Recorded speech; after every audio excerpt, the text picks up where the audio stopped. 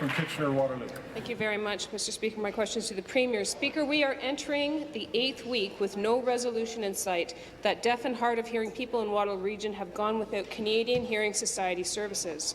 Community members in Waterloo Region have been left with no choice but to bring their untrained family or friends along with them to doctor's appointments or to pick up prescriptions. Speaker, this compromises their confidentiality and their dignity.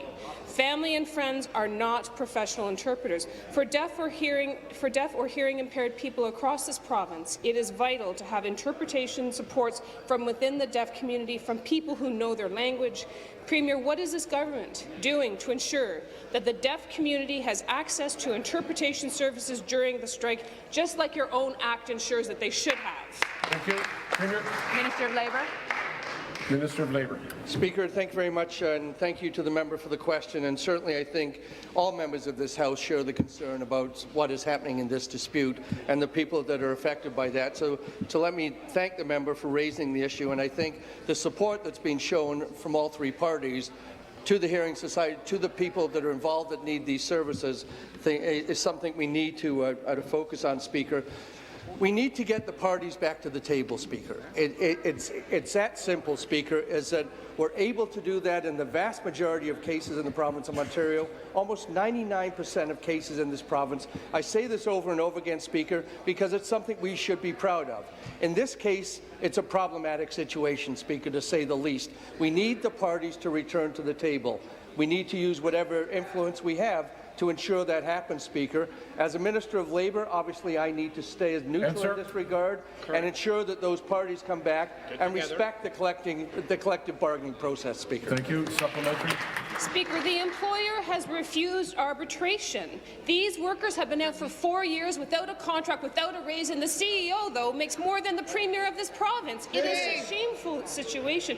The Canadian Hearing Society claims it's business as usual during this strike, but according to the President of the Ontario Association for the Deaf, that is simply not true, and I quote, he said, members of the community are unable to access the services they need. The government just has to ask us. This is far from business as usual. A man from Kitchener-Waterloo told my office that he was forced to take time off work to act as an interpreter for his dying father in hospital. He wasn't allowed to be a grieving son because he needed to ensure his father's medical needs were communicated with doctors and other healthcare staff. This is his story, and I'm bringing it to this government. Your government, the major funder of the Canadian Hearing Society, what is this government doing to assure members of the deaf and hard of hearing community that hearing services will be restored? Thank you.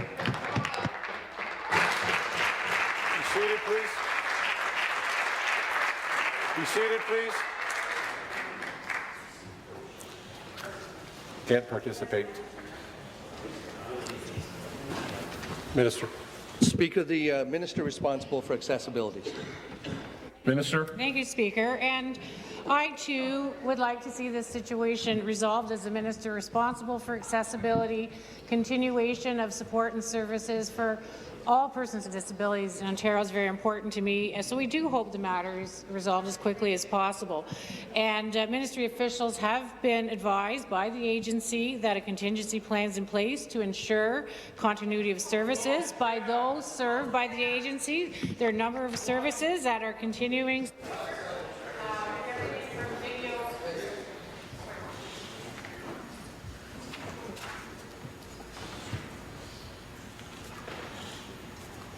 I hope I didn't hear what I thought I might have heard, and if it didn't, I'm glad.